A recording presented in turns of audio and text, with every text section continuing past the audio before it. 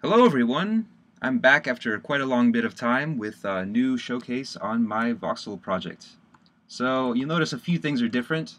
Most of them are different under the hood. But we have these white looking mountains in the background.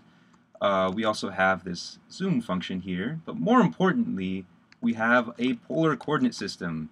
This means that our voxels wrap around in a circle, forming a cute little planet, which you can really see if you zoom out quite a bit.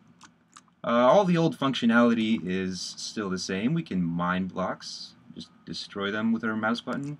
We can add sand, watch it kind of stack in a fluid type motion. So all of that works everywhere on the planet. Biggest thing is we've added a chunk loading and unloading system for the polar system. So chunks will actually dynamically load and unload, which we can't really see because they're doing so off screen. But everything keeps going in a seamless manner, aside from a few, like 1 millisecond hiccups.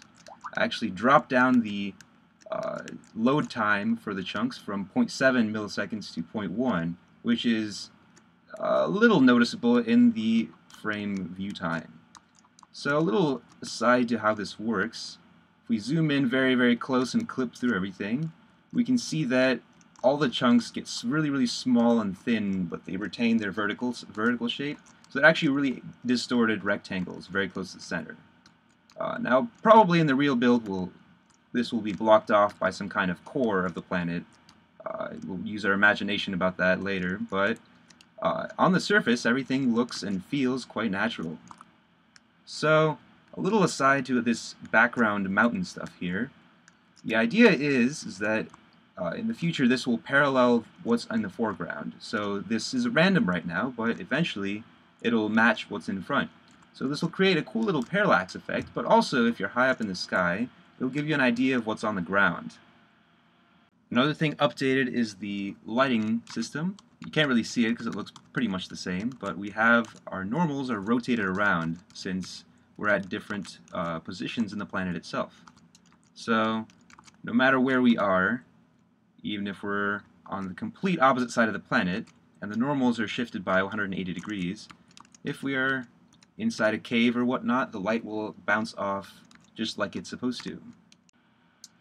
A little bit more about how this works. We here see in the editor view what the unloading and loading of chunks looks like in a polar coordinate system. So I have highlighted a chunk, which is instead of deleting and instantiating chunks, we now reassign chunks and make them reload data, which is actually much more efficient and removes the jump that you see before. But as you see, everything is actually in a circle, and the player in the background is rotating around. And if we were to load all the chunks, we would actually have a circle of a planet. So that's about it for this new update. It's finally come together into a presentable format with no loss of chunks, no missing chunks, and no crazy pixels and triangles everywhere. The plan next is to remove any kinks and bugs that are in the chunk loading program, especially when you go around one full circle in the planet. And after that, we'll see. Perhaps item adding trees and rocks and grass and whatnot, or maybe more to do with player interaction with the environment. So thank you, and see you next time.